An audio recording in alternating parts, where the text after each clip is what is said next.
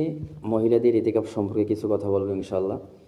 হানাফি মতাবলম্বী যে সকল আলেমগণ রয়েছেন, তারা বলেছেন মহিলাদের জন্য বাসায় ইতিকাফ করাই জরুরত বা বাসায় করতে পারবে।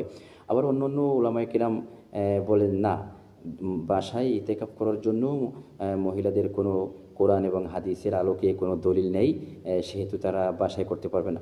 আল্লাহ রাসূল সাল্লাল্লাহু আলাইহি ওয়াসাল্লাম মক্কা থেকে যখন মদিনায় গিয়েছেন, তখন প্রতিবারই রমজানের শেষ 10 দিন ইতিকাফে বসছেন। শুধু একবার বসতে পারেন নাই, সেটা পরবর্তী বছরে আবার টানা 20 দিন ইতিকাফে বসছেন। তো আল্লাহ রাসূল সাল্লাল্লাহু আলাইহি ওয়াসাল্লাম এরকমের জীবদ্দশায় রমজান মাসের শেষ দশকে প্রতি বছর যেহেতু ইতিকাফ করতেন, তো তিনি মারা যাওয়ার পরে মা আয়েশা সিদ্দিকা রাদিয়াল্লাহু তাআলা আনহা তিনিও ইতিকাফে বসতেন, সেটা মসজিদে।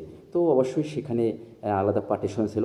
তো সেই মতে অনেক ওলামায়ে কেরাম বলে থাকেন যে আলাদা পার্টিশন যদি মসজিদে থাকে, সেক্ষেত্রে মহিলাদের জন্য যথেষ্ট হবে মসজিদে ইতিকাফ করা।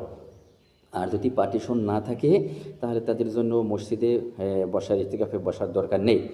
তো আল্লাহ পাক কোরআনে পাকের মধ্যে বলেন, ওয়ান্তুম আকিফুনা ফিল মাসাজিদ, তোমরা মসজিদে ইতিকাফরত রয়েছো। তো মসজিদে ইতিকাফরত রয়েছো, সেক্ষেত্রে অনেক ওলামায়ে কেরাম বলেন যে ইতিকাফের জন্য মসজিদই যথেষ্ট। আবার আল্লাহ পাক অন্য আয়াতের মধ্যে সূরা বাকারায় 187 নম্বর আয়াতে বলেন, তোমরা যখন মসজিদে ইতিকাফরত অবস্থায় থাকবা, তখন তোমাদের স্ত্রীদের সাথে একত্রিত হবে না।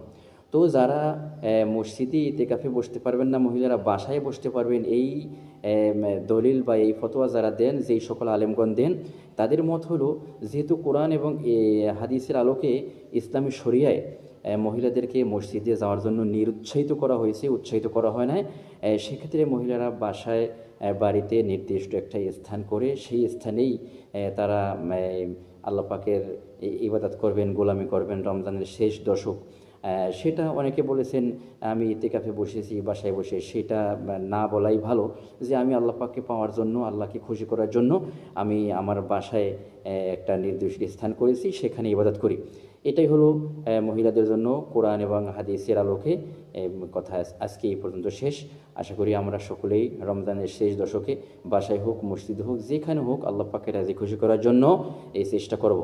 আখির দাওয়ানা আলহামদুলিল্লাহ রাব্বিল আলামিন।